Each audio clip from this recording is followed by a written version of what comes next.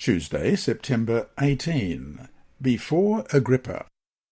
Festus agreed to grant Paul's request to be sent to Rome. We read that in verse 12 of chapter 25. After Festus had conferred with his council, he declared, "You have appealed to Caesar you will go." Meanwhile, the governor took advantage of a state visit by Herod Agrippa II to consult him concerning Paul's case, in particular regarding what kind of information he should send to the emperor in his official report. Festus was not yet acquainted enough with Jewish affairs, and Agrippa could certainly help him. Acts 26 verses 2 and 3 reads, "King Agrippa, I consider myself fortunate to stand before you today as I make my defence against all the accusations of the Jews, and especially so because you are well acquainted with all the Jewish customs and controversies. Therefore, I beg you to listen to me patiently."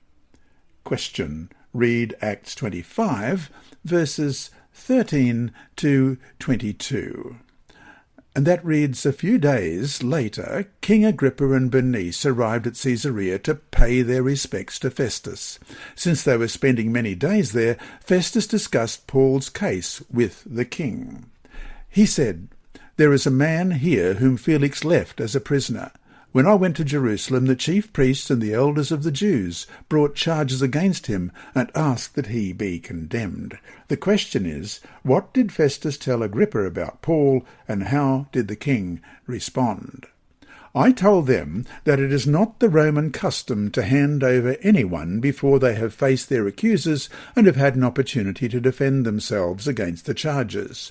When they came here with me, I did not delay the case, but convened the court the next day and ordered the man to be brought in. When his accusers got up to speak, they did not charge him with any of the crimes I had expected. Instead, they had some points of dispute with him about their own religion and about a dead man named Jesus, who Paul claimed was alive. I was at a loss how to investigate such matters, so I asked if he would be willing to go to Jerusalem and stand trial there on these charges. But when Paul made his appeal to be held over for the emperor's decision, I ordered him held until I could send him to Caesar." Then Agrippa said to Festus, "I would like to hear this man myself." He replied, "Tomorrow you will hear him." Agrippa II, the last of the Herodians, came to Caesarea with his sister Bernice to salute the new governor. In his description of Paul's case, Festus revealed his surprise that the charges against him were not related to any capital offence, whether political or criminal. Instead, they had to do with matters concerning Jewish religion, in particular a certain Jesus, who was dead, but whom Paul asserted to be alive, Acts 25:19.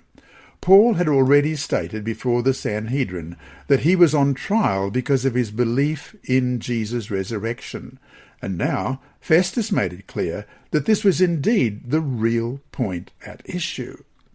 Question. Read Acts 25, verses 23 to 27. How does Luke describe the ceremony in which Paul appeared before Agrippa? Verse 23 of chapter 25. The next day Agrippa and Bernice came with great pomp and entered the audience room with the high-ranking military officers and the prominent men of the city. At the command of Festus, Paul was brought in. Festus said, "King Agrippa and all who are present with us, you see this man. The whole Jewish community has petitioned me about him in Jerusalem and here in Caesarea, shouting that he ought not to live any longer. I found he had done nothing deserving of death, but because he made his appeal to the emperor, I decided to send him to Rome. But I have nothing definite to write to his majesty about him. Therefore I have brought him before all of you, and especially before you, King Agrippa, so that as a result of this investigation I may have something to write. For I think it is unreasonable to send a prisoner on to Rome without specifying the charges against him." Ellen White writes in the Acts of the Apostles, page 434, "And now Paul, still manacled, stood before the assembled company. What a contrast was here presented! Agrippa and Bernice possessed power and position, and because of this they were favoured by the world. but they were destitute of the traits of character that God esteems. They were transgressors of his law, corrupt in heart and life. Their course of action was abhorred by heaven. And so to finish today, what should this story teach us about how outward appearances, which may be pleasing to human sight, can often be deceptive about the reality behind the appearance? What about ourselves too? How different is the appearance from the reality?